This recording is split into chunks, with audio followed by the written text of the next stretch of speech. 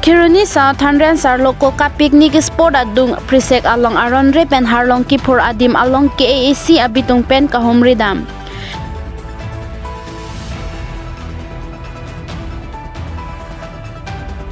Kiruni South Handren Sarloko ka picnic spot adung aron re mate alo kechok lim kalipin pen harlong ki phur po abirta penang an pen birta alola pen news channel along peklang pondo o aphita pini KAC Forest Board Chairman Deputy Secretary PCCF DFO alangli atum adim along kahumri cijeng tutlo.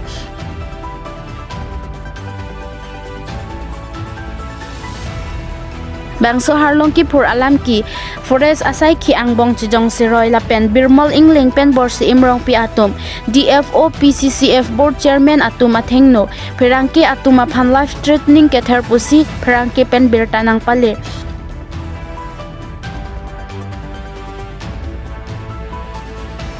Labangso aphit Kiruni Sangbadik Sangtha lapen Kiruni Press Club atum chelangsi Kiruni Police Station along anlam hoy alo pidamlo.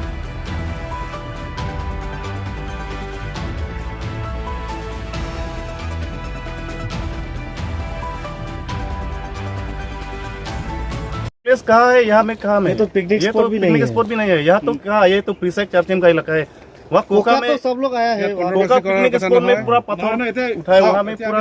गड्ढा किया है यहाँ तो news क्या बजा रहा है news मते न्यूज़ मते ना इतु होसा পাব্লিক মতে जो पब्लिक है सब बेया पाबो ना कोका प्लेसत माने पूरा बनभोज খোৱা জেগাতে পাথৰ উঠাই আছে ইতু তাত এনেকা শুনিলে তো সব পাব্লিকে বেয়া পাব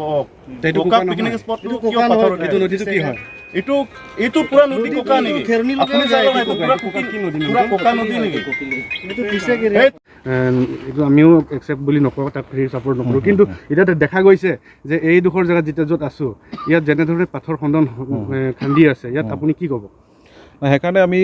ৰেঞ্জৰ ৰিপৰ্টৰ পৰা বেছ কৰোঁ ৰেঞ্জাৰে যেতিয়া আমাক কয় ফৰেষ্টৰ মাটিত নহয় বা নন কন্ট্ৰভাৰ্চিয়েল এৰিয়াত তেতিয়াহে আমি পাৰ্মিটটো দিয়া হয়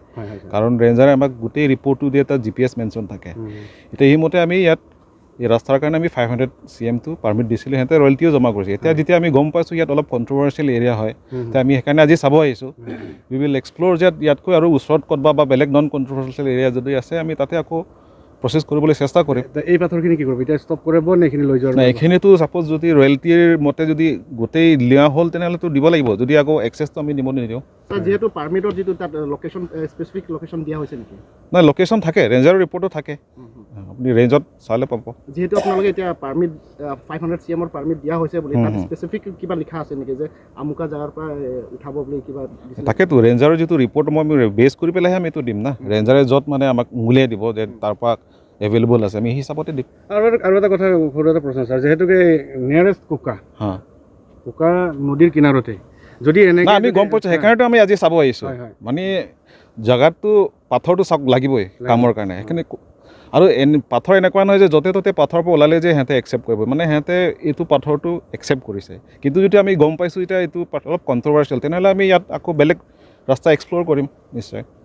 যেহেতুকে অনুপম কনষ্ট্ৰাকশ্যনৰ নামত এখন ৰাস্তা হৈ আছে খেৰণি 0.2 জেৰিগিনিং ভাল কথা ৰাস্তাটো হওক ৰাইজৰ বহুত আমি এক্সপ্ল'ৰ কৰিম এইটো ইয়াতকৈ আৰু মানে ভাল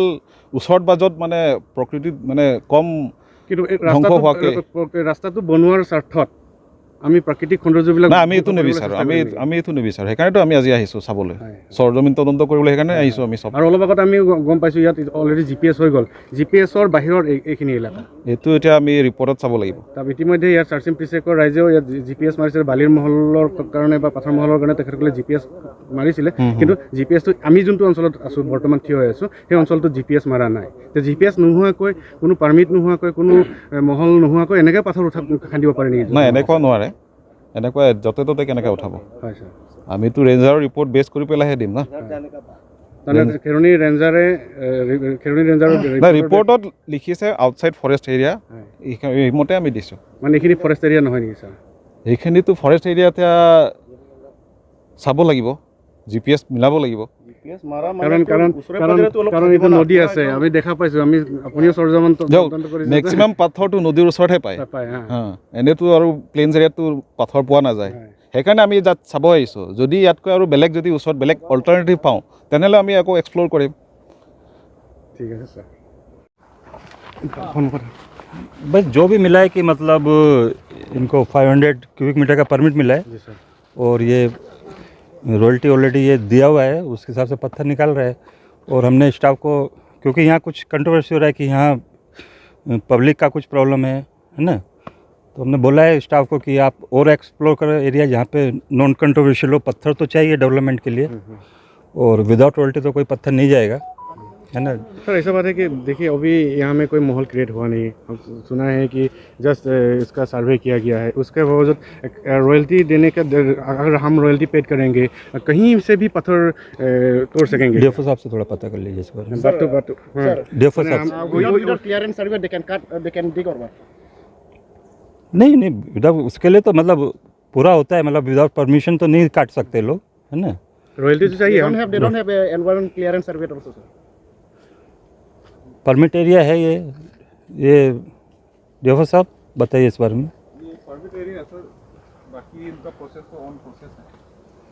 हम देखें आपका पीछे में एक नदी बहता हुआ है, यहाँ का नेचुरल ब्यूटी हर असम या इंडिया में सब में मालूम फेमस है, है। yes, हाँ, अगर ऐसे अगर कुआरी खोदते रहेंगे इसका नेचुरल ब्यूटी पर प्रभाव आएगा कि नहीं, इसके बारे में क्या बोलेंगे आप? देखिए हमको एनवायरनमेंट को भी बचा के रखना है ना, और डेवलपमेंट काम भी करना है ना। तो इसी तरह से कि सस्टेनेबल हो और जहाँ मतलब एनवायरनमेंट का डैमेज कम से कम हो, उसी तरह का हमको रास्ता निकाल के उस हिसाब से हमको काम करना है ना। उसी में हम लोग लगे हुए हैं, और इसी तरह से इसलिए बोला है मैंने कि मतलब कि नया जगह एक्सप्लोर करो जहाँ मतलब एनवायरनमेंट का डैमेज भी नहीं हो और हमको मेटेरियल मिल जाए और रॉयल्टी भी मिल जाए। एक तो बात हम लोग भी मानते हैं कि हम एक तो रास्ता कंस्ट्रक्शन हो रहा है, अनुपम कंस्ट्रक्शन का जरिए रास्ता जरूरी है। अच्छा रास्ता तो जरूरी है, लेकिन हम लोग यही बात यहाँ में खुदाई करेंगे, ऐसा बात कुछ है क्या सर? नहीं, ऐसा नहीं है। मतलब जहाँ पत्थर मिलेगा उसका वहाँ दिया जाएगा। और आजकल आपको पता होगा कि एक नया रूल इसमें निकला है कि उसमें जब प्रोजेक्ट बनता है उसमें एक परसेंटेज एक फिक्स हो गया है कि जैसे आप रोड रिपेयरिंग या रिकन्स्ट्रक्शन हो रहा है